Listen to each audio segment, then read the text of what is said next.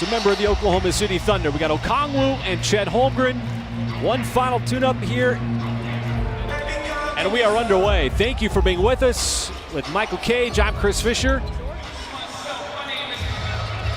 As Cason Wallace in the starting lineup, there is Chet Holmgren on the dive. Nice pass, nice finish as Holmgren shows the touch. Going into his second full year, came in mid-season in 2023. And J-Dub, the pass underneath. And there is Cason Wallace camped out just inside the block. I know the Hawks made a change, but I mean, it doesn't always land a coach of that quality in Quinn Snyder. Had some solid years in Utah. There is a shot from the outside as Bufkin able to drain it from deep. He's going to get a lot of run tonight.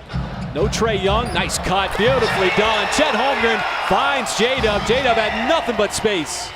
When you got 5 guys on the floor that can make a play like that, that kind of play happens. Roddy again rumbling down the lane, and Okongwu is able to put it up and in on the offensive rebound. His life revolves around being able to perform at a high level from the routine that he's got, the people that he's put around him. So obviously feels for him on that front. But this is an opportunity, like the Thunder always does, to get better and look for the opportunities for them to grow through this. That's certainly the approach that the Thunder is going to have moving forward. Been a little leaky defensively over the last couple of years as Holmgren having all kinds of opportunities. No true center in the game for Atlanta. The kick out, SGA spotted up, and a clean look leads to that nice three, and another extra pass. Come up with those massive numbers in Denver. Alex Caruso has come in. There is J-Dub. He's been feeling it over the first few games of the preseason. No hesitation, no blinking whatsoever. There's a refresh shot clock. See Atlanta just trying to get a shot. They have to settle for that three, and it's Bufkin knocking it down. And that'll lead to the first timeout. Well, come on, Lawson. Can you bring me a bucket over at halftime or something? That was delicious looking. It's right here, folks, at Paycom. When you come here, you got to get some popcorn. Mid-range shot. J-Dub's going to get the friendly hop as it goes in there. There is that Caruso defense out of the perimeter. Defense just coming natural for him as there is a three and a tough shot. That is by Matthews. There's always a lot of space once you get past that guy on the perimeter. All the traffic is waiting for you right there at the paint. On the quick release. J-Dub right across the baseline. What a cut. There is Caruso, and J-Dub has had some dimes tonight playing that point spot. 9 made field goals. My goodness. You talk about helping each other out.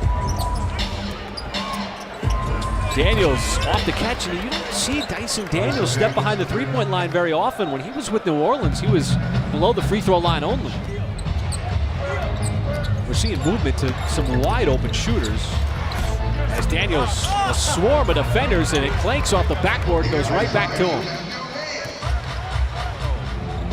In the right place, couldn't finish. Krejci back out to Bufkin, and he is met at the rim and absolutely rejected by Chet Holmgren. It's so early in the season, Mike. You're doing so many of these things with new players like Caruso, who got the reach-in foul from Bufkin and then just powered his way into that and one.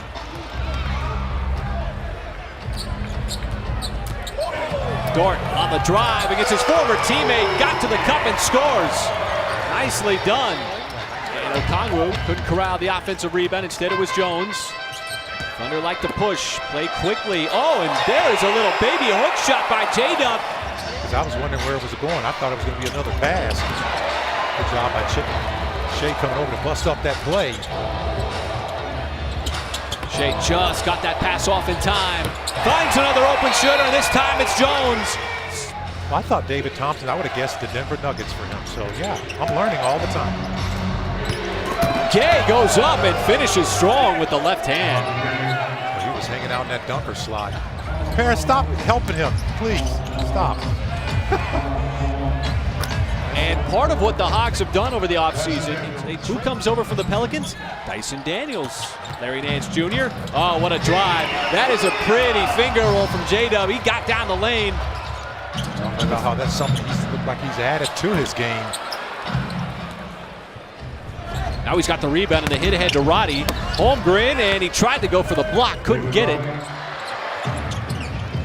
One of those smaller guards Put right next to Trae Young. What an excellent cut. Dort looked like he was caught on the baseline. Had an outlet to the cutting Holmgren. And that's what makes his team dangerous. Don't come down there because he protects the high. That's the guy I'm talking about right there as he knocks down the three. Man, that's his third one tonight. It's Buffkin. Look at the pressure out of the ball by SGA. Went for the reach, didn't get it. Buffkin got inside and able to roll it home. The Thunder gave up no points in that first half off turnovers. So, man, you talk about playing efficient basketball.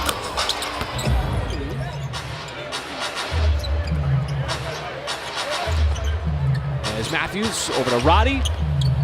Roddy, first couple years with the Memphis Grizzlies, then over to Phoenix, and now we all know he can use that big body, Roddy, for the Hawks. As there's Isaiah Joe straight away. Right down the middle on that three. He was asking for some help there, but... Oh my, that is a lot of heat coming your way, Jones. One other note to clean up. That is Matthews, the high release three. He's got some game too. He's got a nice all-around game. Just a rookie, folks. Weaver State. He's playing like a veteran throughout this preseason so far. And it's just his game right here. I mean, you see, he gets the rebound. He can go coast to coast. Making the right play, finding a nice open shooter. That's going to force the Hawks to call timeout. Everybody's chipping in on that. That's a good poke away that time by Dylan Jones, picking up that loose change. There's a little physicality in playing through the play from Ousmane Dieng. He does. Some teams, including the Thunder, going to have a little bit of time. OKC's going to take advantage. And you just cannot leave Isaiah Joe that wide open. There's another clean look from deep. Daniels, he's been shooting all night, but this time he gives it up, and there's a three for Atlanta.